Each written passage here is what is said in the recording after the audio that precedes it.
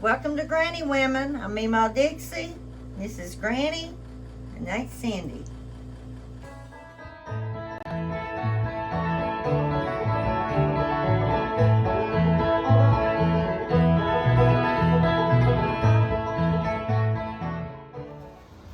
It does look fresh. So you guys been canning tomatoes? Now I need a tomato. Oh, yeah.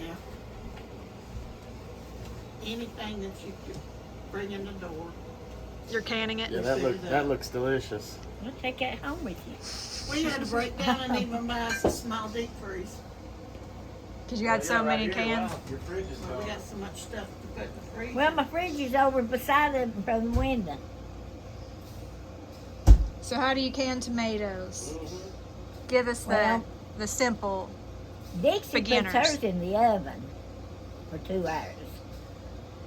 I don't do that. I put Cindy peels them. We smash them up and put them on the stove.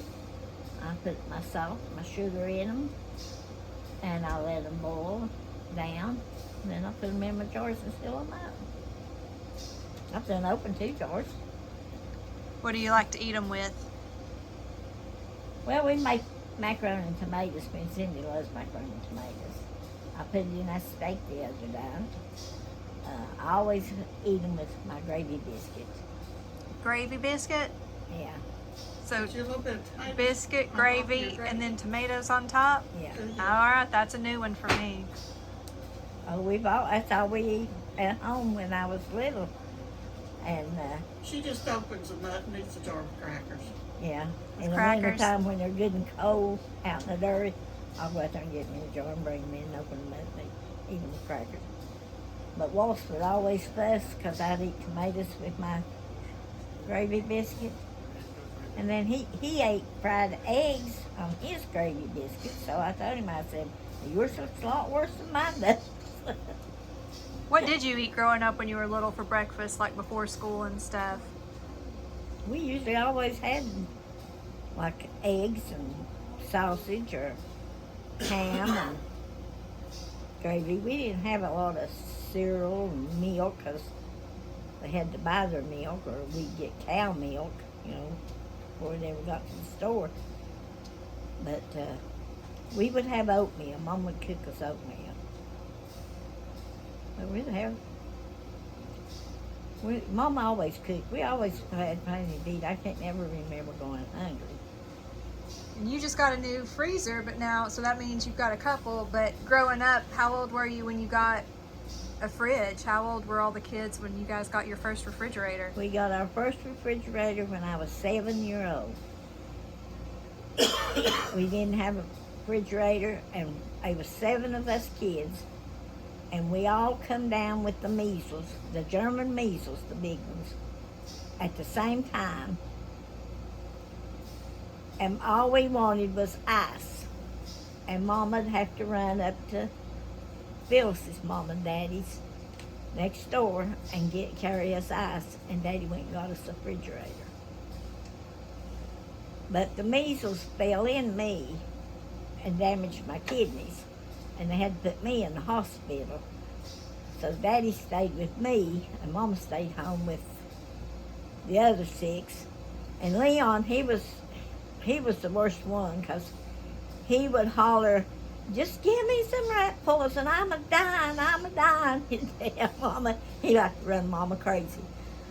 But we all had them at the same time, every one of us. They quarantined us in, the doctor did. Nobody could come to the house, and we couldn't get out. But and then when we came back here from Ohio, the German measles was going around. And Cindy and Dixie caught them, and it was on Christmas. Every Christmas, one of mine would be sick. And I wanted to go to Mama's so bad. I cried and cried. And she said, I think Cindy was the one that had the measles Christmas. And she said, bring her up here, because she wasn't about, well, she's born in September, and this was on Christmas. And she said, we'll put her in a bedroom by herself, and she'll be all right. So I took her to Mama's. But her and Dixie both took the measles at the same time and took the chicken pox at the same time. And Dixie, you couldn't tell she had the chicken pox because you couldn't see them. They was in her hair and under her clothes. But Cindy was so bad. I think she's about 6 months old, if she's even that old. But she was so bad that they billed where she was so fat. I mean, her little legs were so fat that I would stretch her little legs out, and then they would bust because they would bill, and she had scars all over her. But Dixie wasn't that bad because Daddy come and got Dixie and took her to Mama, and Mama kept Dixie, and we was living with Miss Persinger, and with me and Miss Persinger took care of Cindy. And growing up sick, what did you do? Like, you mentioned once you had doctors that used to come to the house, and oh yeah. What was the medicine you'd have to take anytime you got sick? I can't really remember getting sick and going seeing the doctor and taking medicine when I was little. I was never a doctor person. When I caught my cancer, it was 48 years, and I hadn't been to the doctor. Except to have the kids. And then I got it, but I'm fine now. I had surgery. But I can't remember ever getting, I don't take medicine now. I'm not a medicine person. We probably got a little bit of antibiotics or something when we was growing up. I can't remember getting it because I know I left home at 6 o'clock, at 16, and I never, one time I went to doctors to see him when I was pregnant. This is what I got.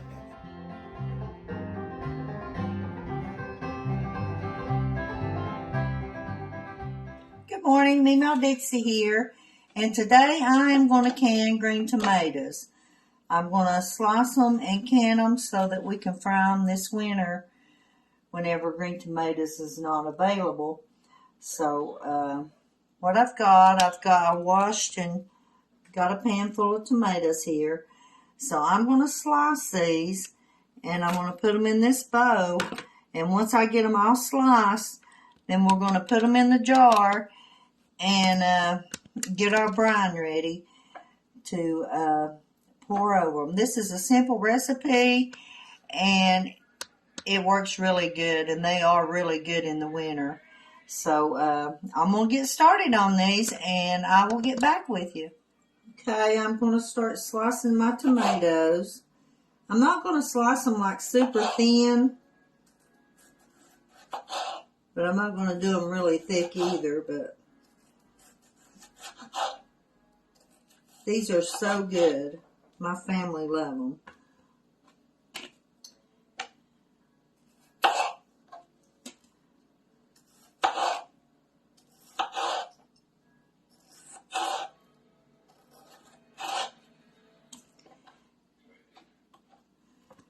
I'll slice all these tomatoes and get them ready for the jar.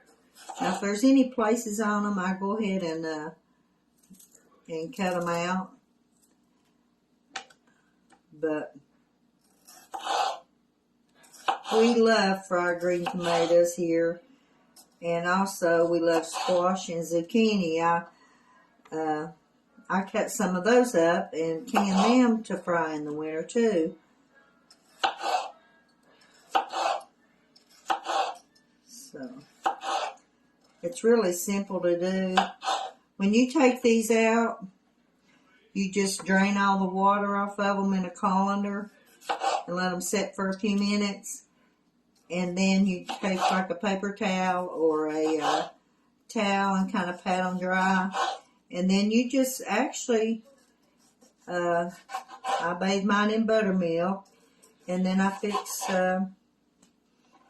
some cornmeal and a little bit of flour and salt and pepper and bathe them and fry them just like you would in the summertime. And they're really super good. Okay, I've got some of my tomatoes sliced. Well, I'm going to start mixing up my brine.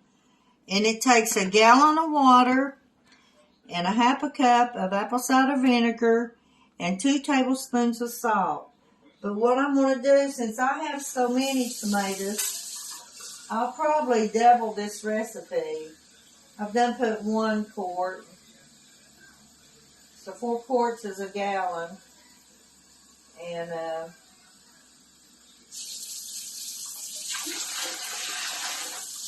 once I get all the brine mixed up here, I'm going to be taking it outside and putting it on my cooker and let it come to a really good boil. And I'm going to boil it for 2 minutes. In the meantime, while I'm getting the brine ready, I'm going to go ahead and put my tomatoes in their jars. Now, I like to use the big mouth jars because it's so much easier to get your tomatoes out of the jar if you use the big mouth.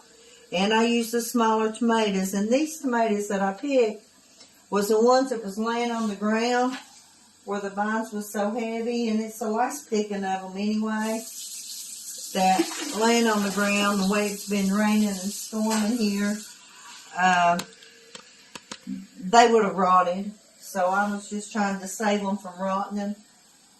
And so I'm going to double that. I'll put 3 more quarts in.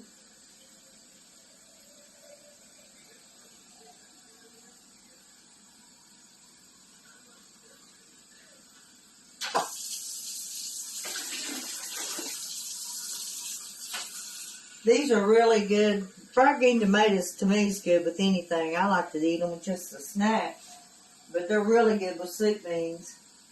And also, I'm going to be canning, I don't know if people like them, but we love them here, navy beans.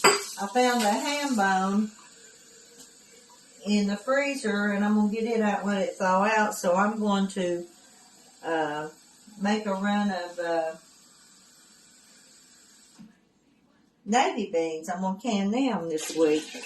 So once I get all my tomatoes done, my tomatoes is laying full on the table, and I've got to get those done. I've give Granny a bunch, but I'm going to go ahead and can what's left, and then whatever we get left from the garden, I guess the rest of the year, except just to eat on, I'll probably give to Granny and let her be canning them, because hers just didn't do good this year.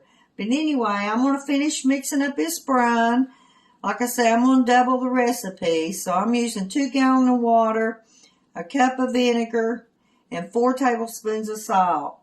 And then I'll take it outside and let it come to a boil and boil it for 2 minutes before I pour it on top of my tomatoes. So I'll get back with you. Okay, my water has boiled for 2 minutes, and I'm going to start filling my jars. Well, my brine.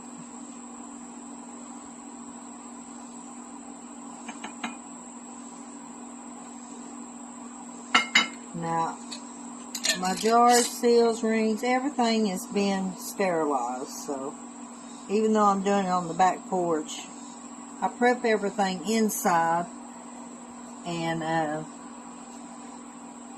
do the messiest part outside.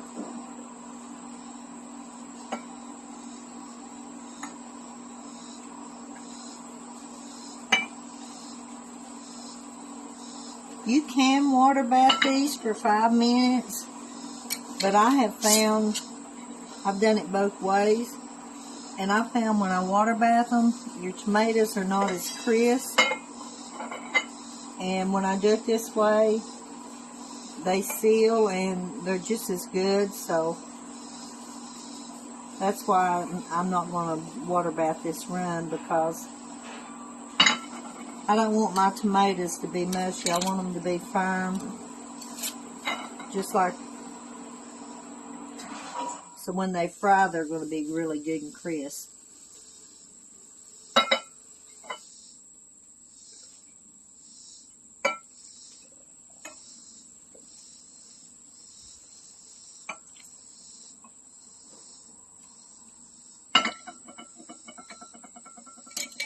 I've got 10 jars ready, so looks like I'm going to have enough brine to do another 10 jars. But I just wanted you guys to see how to do it. If you want to water bath it, I mean, it's pretty much okay to do that. But I've not had any problems with not water bathing it for 5 minutes. But it's just up to you. This is just the way I do it.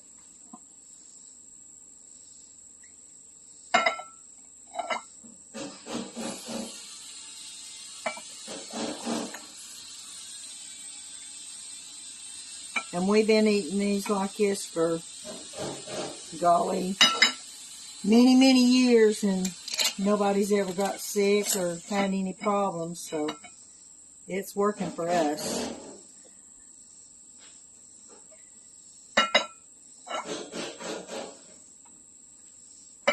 But this is all you gotta do. Fill them up, and I flip them upside down and let them seal. Once they seal, everything I can, I let set for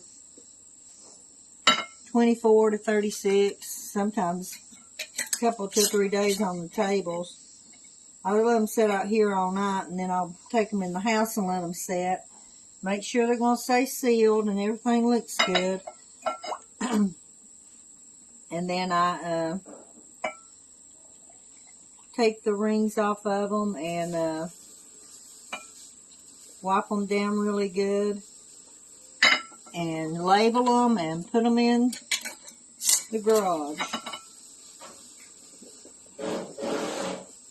So that's all you got to do to can them. When I get them done, I'll get back with you. Okay, my green tomatoes are done. I had 13 big mouth pints and 2 quarts. And if you're wondering what that Irish Spring soap is doing up there, it keeps flies away. Flies does not like it.